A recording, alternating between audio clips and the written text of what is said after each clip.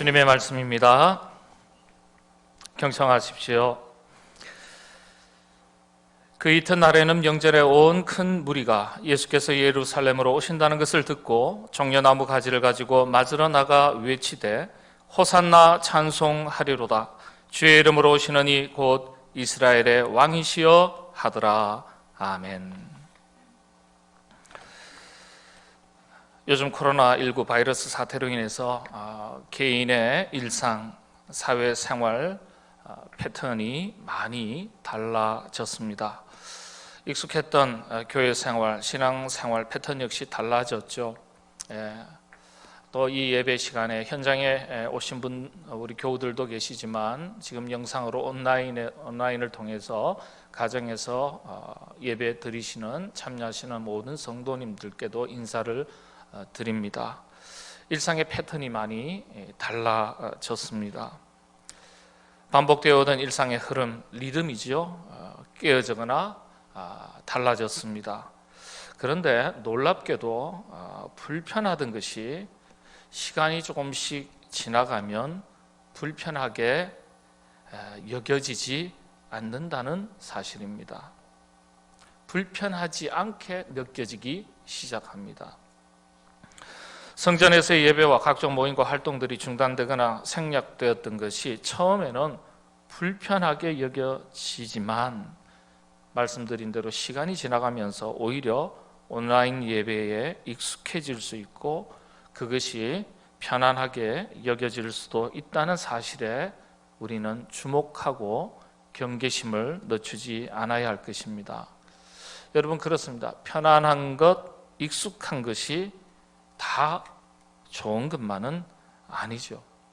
가치 있고 의미 있는 것을 상실하지 않도록 지켜가면서 또 회복할 수 있도록 노력할 수 있어야겠습니다. 신앙생활도 마찬가지죠. 온라인 예배가 불편하게 여겨져야 합니다. 그리고 성전에서의 예배가 기다려지고 또 사모하는 마음이 자꾸 생겨야 합니다. 공동체의 교제와 교회 사역들이 그리워져야 합니다. 이것이 정상입니다. 하루속히 일상생활, 신앙생활이 회복되고 안정을 되찾을 수 있도록 하나님께서 긍휼의 은혜를 더해 주시기 바랍니다. 여러분들에게 질문을 드립니다. 육체는 볼 수 있습니까? 없습니까? 더 구체적으로 여러분, 저를 볼 수 있으세요? 없으세요? 저를 볼 수 있습니다. 보시는데 뭘 보는 거죠? 육체를 보는 겁니다. 그렇다면 제 생명이 보이십니까? 안 보이십니까? 안 보인다 그러면 죽어 있는 것 같고, 보인다 그러면 그게 어디 있을까요? 네. 생명은 보이지 않습니다. 그러나 보이지 않아도 생명이 있음을 우리가 다 알고 있습니다. 생명이 있다면 어디 있을까요? 뇌에 있을까요? 가슴, 심장에 있을까요? 아니면 혈액 속에 있을까요? 알 수 없습니다. 왜 그렇죠? 보이지 않기 때문에. 그런데 보이지 않아도 생명은 분명하게 존재합니다. 과거에는 생명이 혈액 속에 있었다, 그렇게 믿어오던 때가 있었습니다. 그런 문화와 그런 생각들이 사실 구약시대 초기 족장시대 역사 속에 잘 녹아나 있습니다. 그래서 구약의 율법을 보면 하나님께서 모세를 통해서 율법을 주실 때 우리가 육류를 섭취할 때 어떻게 섭취하라고 일러주셨죠? 피째 먹지 말라 했습니다. 이것은 당시에 피의 생명이 있었다고 그렇게 여겨졌던 보편적인 문화가 스며든 겁니다.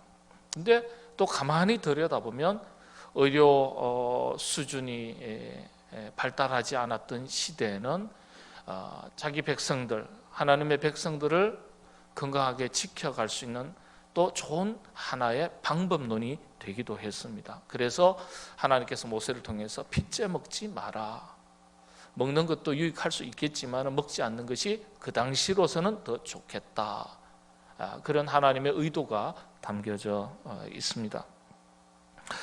자, 말씀드린 대로 생명, 또 다른 말씀을 드리면 여러분의 생각, 정신, 마음 마찬가지입니다.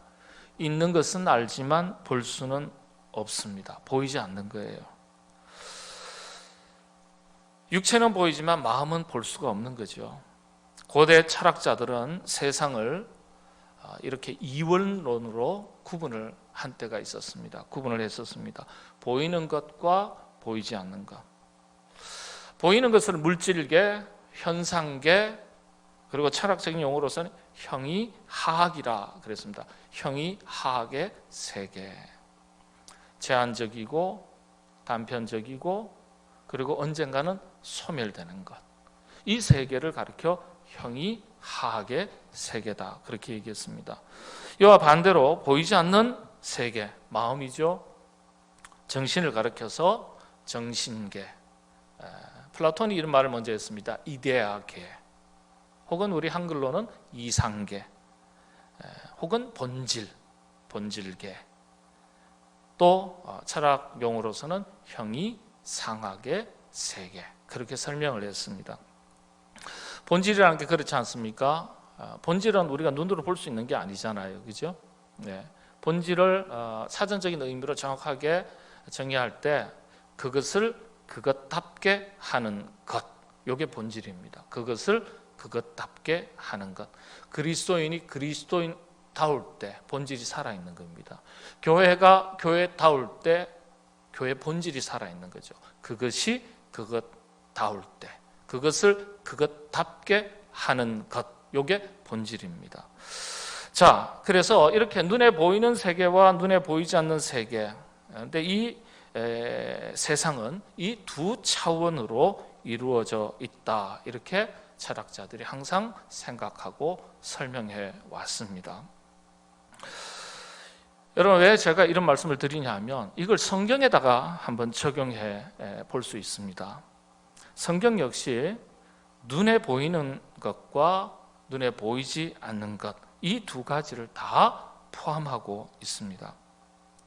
이런 관점으로 성경을 살피는 것이 대단히 중요합니다.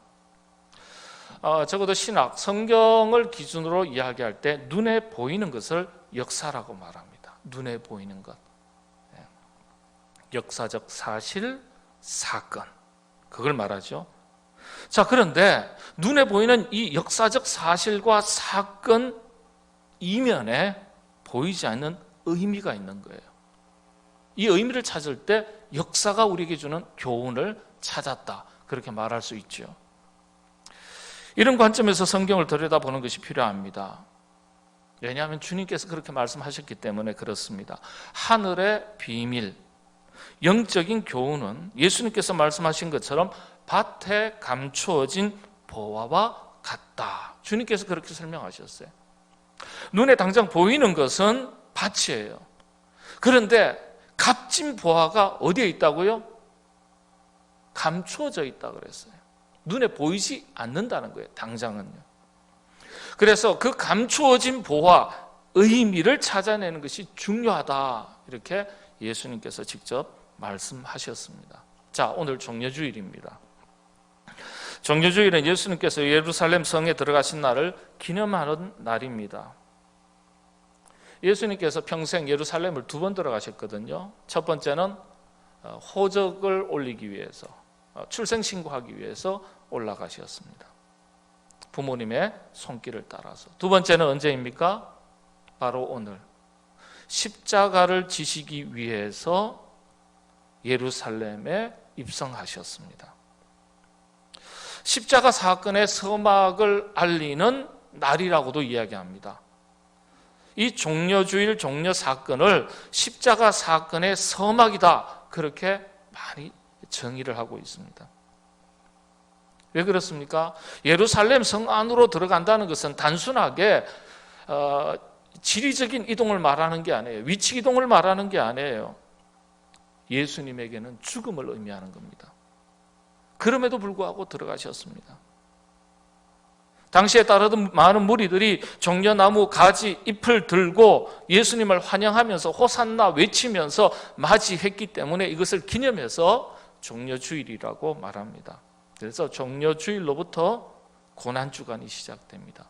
그래서 예수님의 예루살렘 입성을 알리는 종려주일로부터 십자가 사건의 서막이다, 그렇게 얘기합니다. 종려주일은 예수님의 십자가의 고난을 전체적으로 그래서 묵상하는 날, 묵상하는 주일입니다.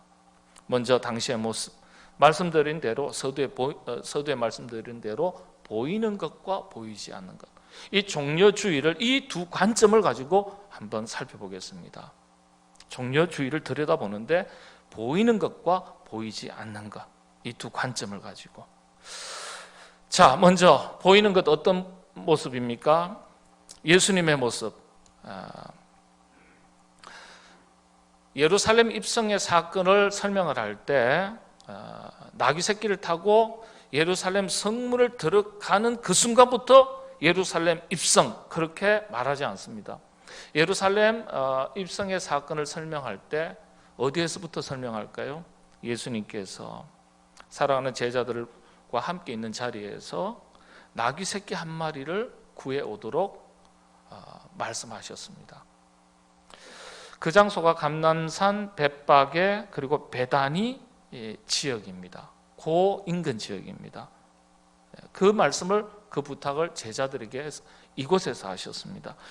이때를, 이 시점을 가지고 예루살렘 입성의 서막이다, 시작이다, 그렇게 이야기합니다.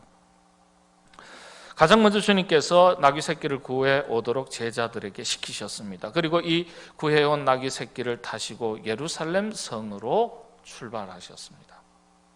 그리고 그 이후에 겟세마네 동산에서의 기도, 베드로의 부인, 제자들과의 성만찬, 그리고 빌라도 총독 앞에서의 재판, 골고다의 십자가 사건, 쭉 이렇게 이어집니다. 눈에 보이는 모습, 눈에 보이는 것, 예루살렘 입성 당시 예수님의 모습에 대해서 성경이 보여주는 모습으로 본다면 아주 간단하게만 기록하고 있습니다. 예루살렘 입성의 한 장면은 눈에 보이는 거예요, 말씀드린 대로. 그런데 이 장면에 많은 함축된 의미를 가지고 있습니다. 담겨져 있습니다. 예루살렘 입성이 어떤 의미입니까? 나귀 타고 예루살렘 그 장소로 오르셨다는 그 모습 속에 눈에 보이지 않는 의미가, 어떤 의미가 있습니까? 죽으러 들어가신 거예요. 이 장면 속에 감추어진 핵심의 의미, 결론적으로 말씀을 드립니다. 왜 죽으러 가셨죠? 왜 나귀 새끼를 구해 오도록 말씀하셨고 그 나귀 새끼를 타시고 그리고 예루살렘 성문을 향해서 나아가시고 그 성문을 지나서 예루살렘 성 안으로 들어가셨을까요? 보이지 않는 핵심이 뭘까요? 이건 주님의 사랑이죠. 자기 백성들을 향한 주님의 지극한 사랑이에요. 자기 백성들을 구원하시기 위해서 죽으러 들어가시는 거예요. 다른 사람이 볼 때는 나귀 새끼를 타고 예루살렘 성으로 들어가시는 모습으로 보이지만 사실은 죽으러 들어가시는 거예요. 그래서 예수님의 모습을 보는 순간 나귀 새끼를 타고 계신 예수님을 보는 것이 아니라 죽기까지 자기 백성들을 사랑하시는 주님의 그 사랑, 그 희생, 그 마음을 읽을 수 있어야 한다는 거예요. 볼 수 있어야 한다는 거예요. 이게 핵심이에요. 이것을 볼 수 있어야 감동이 나오고 감사가 나오는 거예요. 예수님의 얼굴을 보는 것이 아니라, 나귀 새끼를 타고 계신 예수님의 모습을 보는 것이 아니라 예수님의 마음을 보는 겁니다. 성경은 주님의 마음을 제대로 읽도록 우리에게 가르쳐 줍니다. 그런데 우리들은 그렇지 못한 경우가 대단히 많습니다. 제자들의 경우가 바로 우리들의 자화상입니다.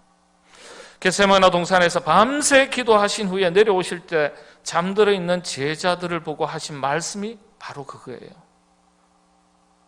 마가복음서 14장 34절 37절의 말씀에 이렇게 기록되어 있습니다.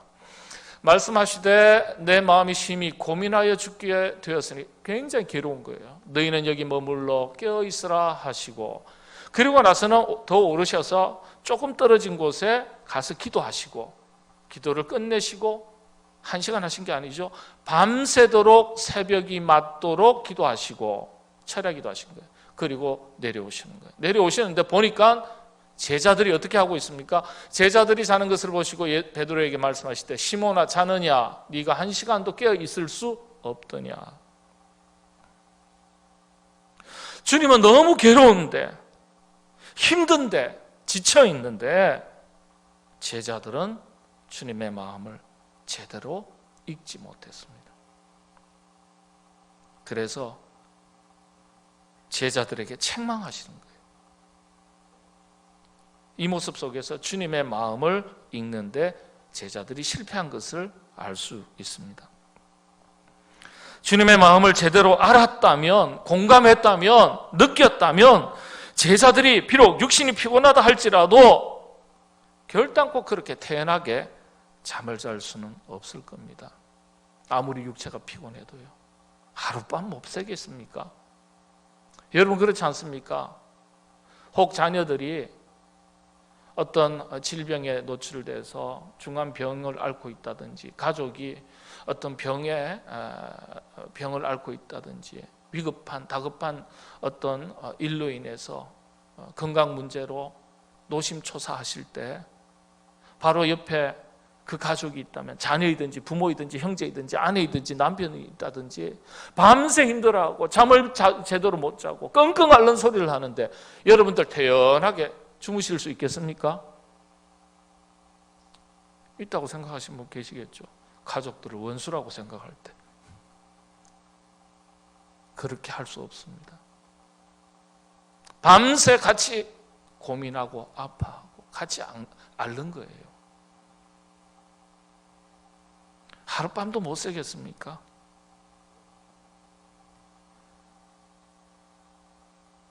그래서 한시라도 깨어서 나와 함께 기도할 수 없겠더냐. 이게 우리의 자화상이에요. 여러분, 우리가 신앙생활 하면서 항상 구해야 할 것이 있습니다. 주님의 마음은 어떤 것일까? 주님의 생각은 어떤 것일까? 주님의 의도는 어떤 것일까? 주님의 뜻은 어떤 것일까? 주님은 어떻게 생각하실까? 나에 대해서, 여러분, 내가 무슨 생각을 하느냐보다 더 중요한 것이 있다면 주님께서 나에 대해서 어떤 생각을 가지고 계시느냐가 더 중요해요. 내가 어떤 계획을 짜고 그 계획을 어떻게 이루어갈까, 그렇게 생각하는 것보다 더 중요한 것이 있다면 나를 향하신 하나님의 계획이 무엇이냐가 더 중요한 거예요.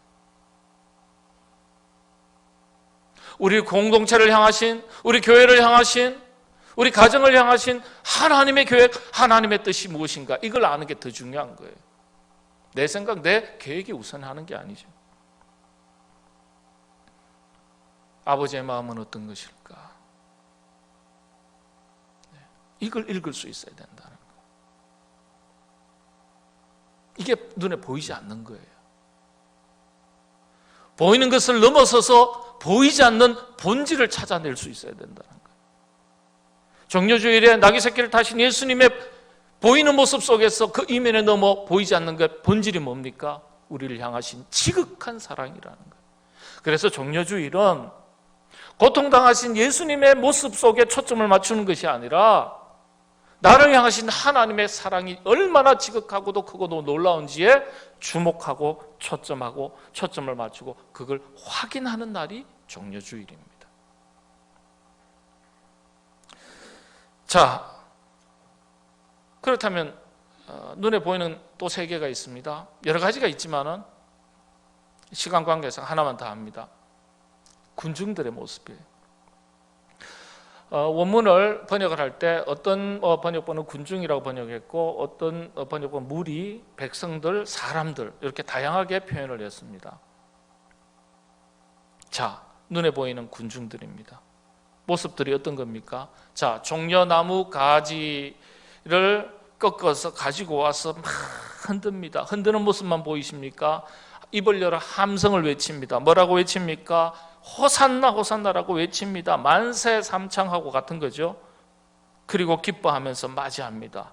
눈으로 볼 수 있는 장면에. 눈에 보이는 것은 이게 전부예요. 그렇다면 이 이면에 눈에 보이지 않는 게 어떤 것이 있을 수 있겠습니까? 어떤 것이 있습니까? 설명을 드리겠습니다. 그 이면의 것을 찾아가기 위해서 먼저 또 다른 역사적 배경을 설명을 드리겠습니다. 로마 시대에는 이 종려나무 가지를 들고 환호하는 경우는 두 가지 경우입니다. 언젠가 말씀을 드렸는데요. 왕이 전쟁에서 승리하고 돌아올 때 왕의 행차 시에 왕을 향해서, 그리고 그 군대 그 뒤를 따르는 군대 행렬 진에 대해서 승리의 환호를 외치면서 종려나무 가지를 막 흔드는 거예요. 그리고 왕의 행차 앞에 밟고 지나갈 수 있도록 그 종려나무 가지를 행렬 앞에다가 깔아놓는 거예요. 그리고 결혼식에서 종려나무 가지를 꺾어서 신랑과 신부의 발 앞에 두고 두 사람이 함께 밟고 지나가도록 했습니다. 이를테면 자손과 그 가문의 번성과 번영을 기리는 거예요. 이 두 가지의 경우를 제외하고서는요, 그 어떤 사람도, 그 어떤 벼슬아치, 고관 대작도 벼슬을 가진 관리나 유력한 사람이라 할지라도 개인적인 차원은 물론이고요, 공개적인 것도 물론이고요, 종려나무를 가지를 사용해서 축하를 하거나 축하를 받는 행위를 할 수가 없었습니다. 불문율입니다. 그리고 법이고요. 간혹 전쟁에서 큰 승리를 하고 돌아오는 장군들에게 왕의 승인과 명령으로 종려나무 가지를 손에 잡고 흔들고 맞이하도록 허락하는 경우는 종종 있었습니다. 그러나 이건 역시 왕의 허락이 있을 때만 가능한 일이에요. 그래서 이처럼 이 두 가지 경우를 제외한 어떤 경우에서든지 간에 종려나무 가지를 손에 들고 흔들고 사용할 수가 없습니다. 왕의 권위를 나타내기 때문에, 왕의 권위에 도전한 것으로 비춰지기 때문에 당시에 반역죄로 처벌받게 됩니다. 그래서 여러분, 우리가 눈으로 보는 것은 호산나 함성을 외치면서 종려나무 가지를 들고 막 환호하는 백성들의 눈에 보이는 모습 이면에는요, 이런 엄청난 의미가 담겨져 있는 거예요. 이런 문화적 배경 속에서 예수님의 예루살렘 입성은요, 그야말로 아주 획기적인 사건일 수밖에 없는 거예요. 일반 백성들이 감히 왕도 아닌, 그리고 왕의 허락을 받은 전쟁에서 승리한 장군도 아닌 일반인 예수님을 향해서 종려나무 가지를 들고 소리 높여 호산나를 외치고 환호하고 맞이했다는 것, 혁명적인 사건이에요. 왕의 권위에 도전하는 거예요. 모두가 다 반역죄에 해당됩니다. 예수님도 마찬가지고 환호했던 이스라엘 백성들도 마찬가지.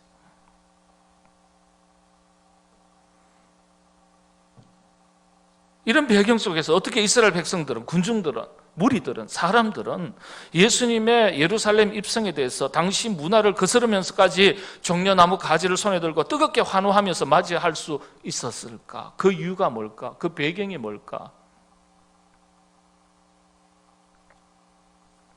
종려나무 가지를 손에 들고 흔드는 군중들의 모습 속에서 우리는 종려나무 가지와 그들의 손이 아닌 주목하고 찾아야 할 것이 따로 있습니다. 무엇일까요? 호산나라고 외쳤던 당시 사람들의 모습 속에서 우리는 그 사람들의 함성이 아닌 주목하고 찾아야 할 것이 따로 있습니다. 그게 뭘까요?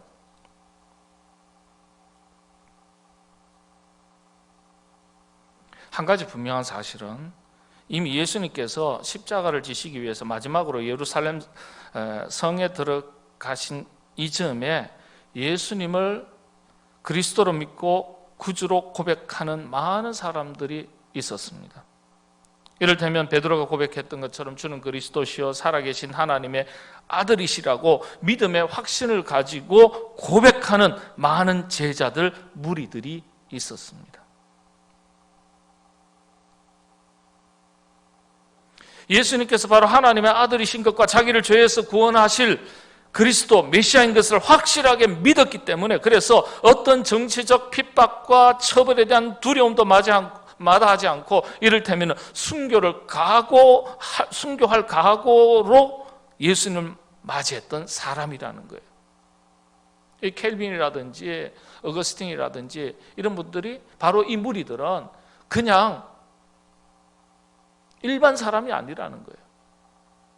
그런 메시아로 예수 그리스도를 구주로 고백하고 믿음의 확신 가운데 어떠한 핍박과 처벌도 각오하고 나와서 예수 그리스도를 맞이했던 사람이라고 그렇게 해석합니다. 단순한 군중이 아니에요. 물론 구경꾼들도 있었을 거예요. 멀리서 지켜보는 사람들도 아마 있었을 거예요.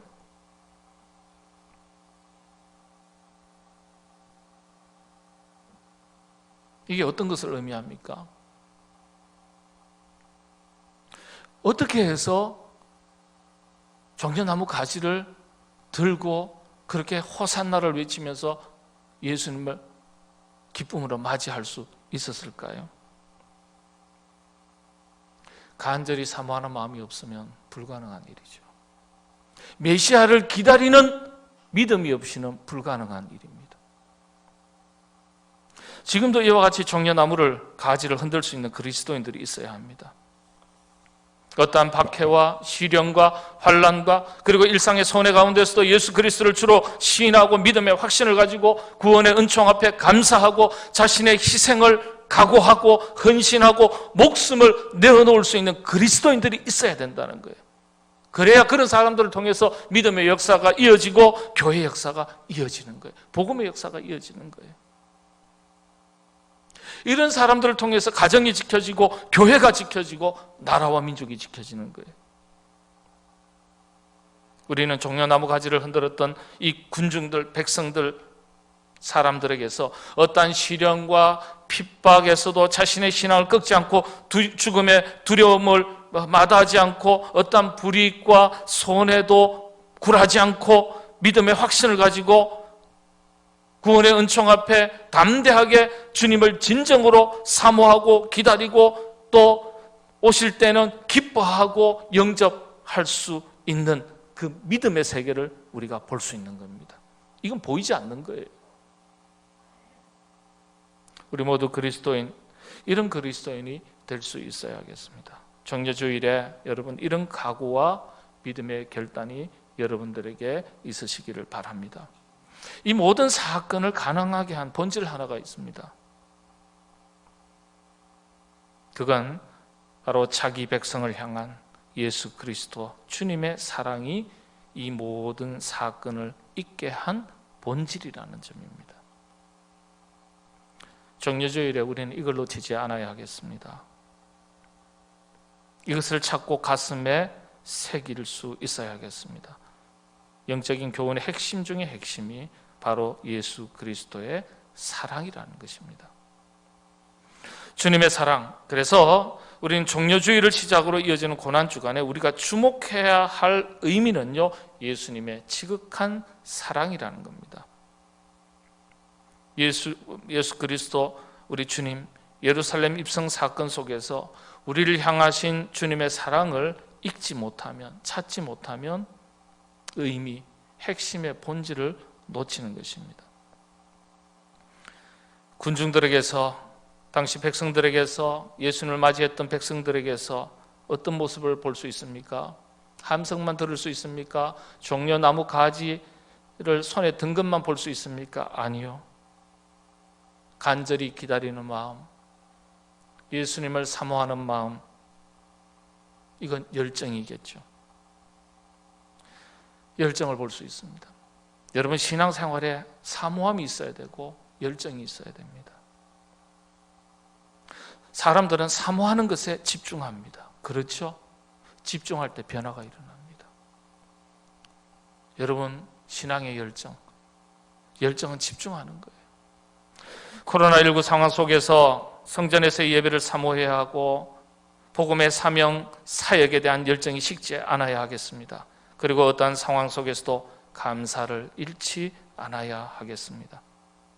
예수님을 향해 종려나무 가지를 흔들었던 그 무리들의 모습 속에서 자신들을 억압과 핍박 속에서 자유케 하실 하나님의 은총에 대한, 은혜에 대한 감사의 표현이 함께 담겨져 있습니다. 우리가 담고 본받아야 할 신앙입니다. 마지막으로 제가 여러분들에게 이 말씀을 읽어드리고 마치겠습니다. 빌립보서 2장 5절에서 11절까지의 말씀입니다. 너희 안에 이 마음을 품으라. 곧 그리스도 예수의 마음이니. 그러니까 예수님의 보여지는 것이 아니라 보여지는 것 너머의 핵심, 예수님의 마음을 보라는 거예요. 너희 안에 이 마음을 품으라. 곧 그리스도 예수의 마음이니. 그는 근본 하나님의 본체시나 하나님과 동등됨을 취할 것으로 여기지 아니하시고 오히려 자기를 비워 종의 형체를 가지사 사람들과 같이 되셨고 사람의 모양으로 나타나사 자기를 낮추시고 죽기까지 복종하셨으니 곧 십자가에 죽으심이라.